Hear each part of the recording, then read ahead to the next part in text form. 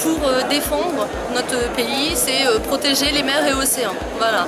Donc on va faire des patrouilles, on va faire du sauvetage à personne, on peut être sur des actes de piraterie par exemple, on va faire la protection contre tout attentat type la drogue, les trafics de marchandises, etc.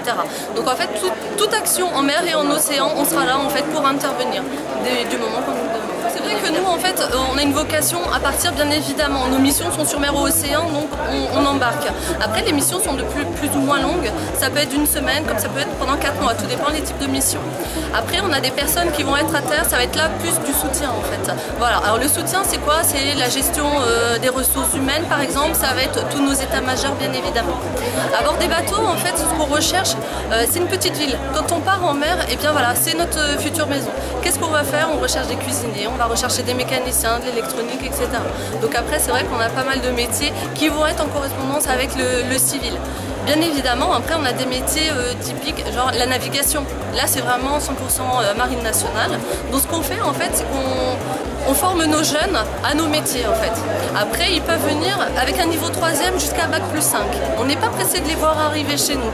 Après, peu importe le diplôme, c'est vrai que quand on demande un niveau un niveau 3e, ça va être de plus en plus compliqué dans les armées. C'est vrai qu'on demande un minimum de diplômes, type CAP, BEP, peu importe. Après, nous, on va les former. Ce qui fait, nous, on n'est pas là pour les faire arrêter, en fait, dans leur cursus scolaire. On recrute de 17 ans à moins de 25 ans en fait jusqu'à Bac+2, Bac+3. Donc c'est vrai qu'on est là pour faire des conneries. Et les conditions en fait vont être de nationalité française, avoir sa JDC. JDC c'est Journée Défense Citoyenneté. Ensuite on va avoir des aptitudes physiques et médicales. Donc ce sera à nous de voir en fait s'ils sont aptes déjà à être un bon militaire bien évidemment. Alors on va vérifier un petit peu la condition physique. Dans la marine nationale également on va avoir un test psychotechnique et un test avec le psychologue. Pourquoi? Parce que nos missions quand on part c'est oui, on est associé au voyage, etc., mais pas uniquement. C'est vrai qu'on est en mission de combat, donc c'est le confinement, la vie en collectivité, les conditions sont quand même assez rudes. On ne fait pas une petite croisière tous les jours. D'accord.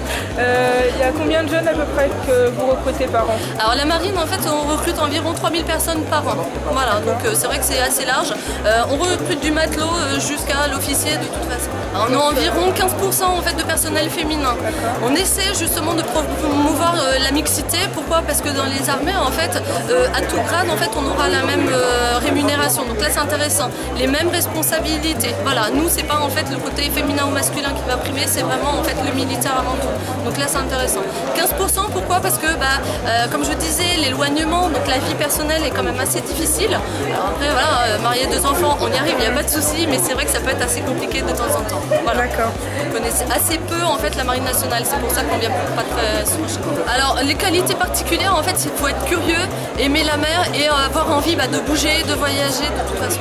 Et après, il faut avoir envie de servir son pays. Le chiffre est donc de 15% de femmes dans la marine, est-ce que c'est un chiffre qui est croissant? Oui, tout à fait. Oui, parce que justement, on essaie de promouvoir ça en parlant vraiment de la mixité, la rémunération est identique, les responsabilités, etc. Voilà, donc on essaie bien évidemment. Ouais. On a de la place pour le personnel féminin, il n'y a pas de souci. No matter how